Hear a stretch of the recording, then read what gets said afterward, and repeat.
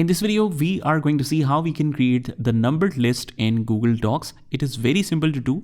For example, we have a couple of sentences or bullet points written and we want to number it. Let me just make it point 1, point 2, point 3. So we have a couple of points that you want to number. What we can do is just select all the data that you want to set numbers on.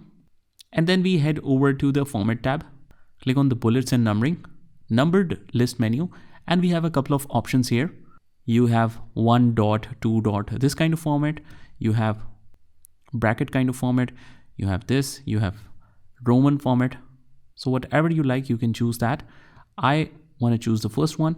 So as you can see, it has converted all of this into the numbered list. And also this list will continue. If I click on the next one, we can write 5th point, 6th point, 7th point.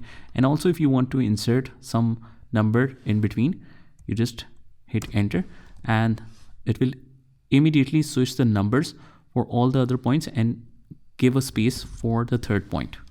So that's how you do it. I hope you found this video helpful, and if you did, hit the like button and subscribe to our channel, and I will see you in the next one.